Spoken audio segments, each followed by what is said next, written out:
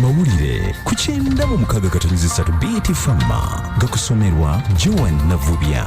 Owewa omugisa w'enonze Joan Navubya okuwuliriza emisango gy'obutemu egyavunaanibwa Ssemaka Francis Onebe Guzeemu nate mu kkooti enkulu ng'omusirikale wa poliisi Okello Jacob amulumiriza okutemula mukyala we ne yeefuula ayambako poliisi okumuwenja bwe yatwala omusango mu bw'obuyinza ti mukyala we Immaculate Onebe yali abuziddwawo.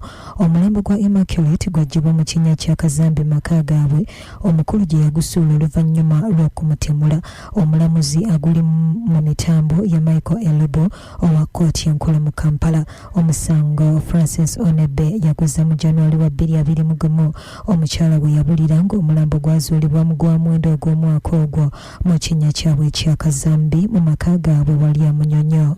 Abasobozi mu kikubo bagamba ebyokwerinda ebyayongera okunywezebwa mwansi mu Kampala biremeseza abaguzi bangi okubeeyuna nga beekokkola emitendera gye bayitamu okukeberebwa ab'obuyinza okusobola okuyingira okwegulira ebyamaguzi. Gavumenti yayongera obukuumi wansi mu kibuga oluvannyuma lw'okulabula kw'Abongereza ng'abatujju bwe balina enteekateeka ez'okulumba Uganda. Twogedde ne Bashir Muwonge ssentebe wa kikubo.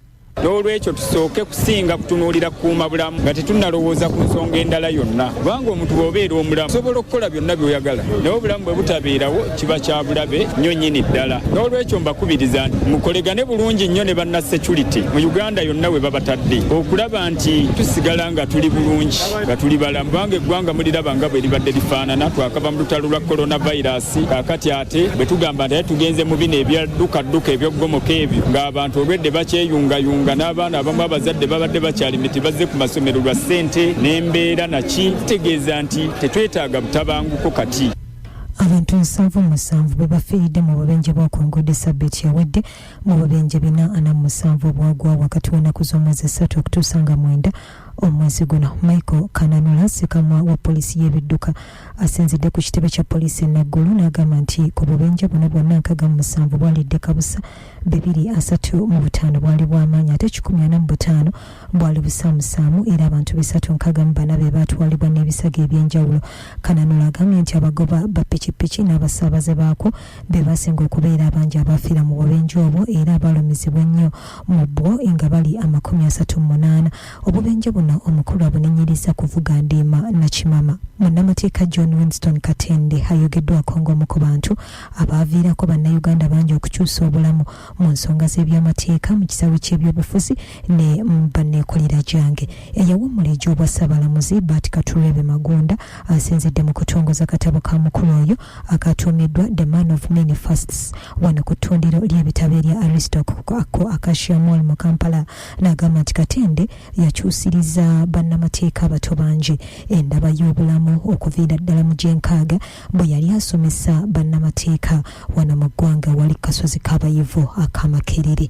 Gavumenti okuyita mu minisitule y'ebyobulamu evuddeyo n'ekakasa nti emanyira bbiri zokka eya Government Analytical Laboratory ne MBN Laboratories nga zino zokka ze zaakakasibwa okukebera endagabutonde ezizuula obuzaale obutuufu obw'omuntu kiyite DNA.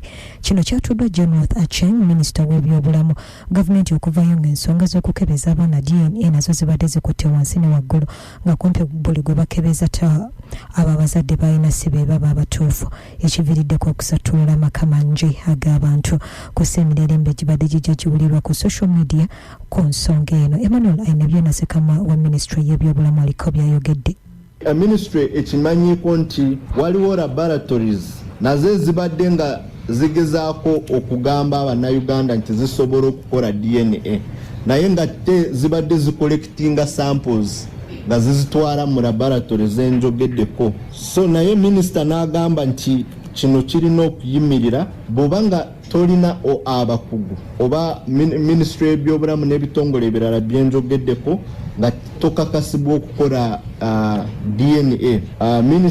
Minisita w'ebyobulamu Dr. Jane Ruth Aceng tutegeezezza ekyo kirina okukoma. Mbagabadde agesaawa eno akuume. Ago ge gabadde amawulire ku 9:3 BT Fama.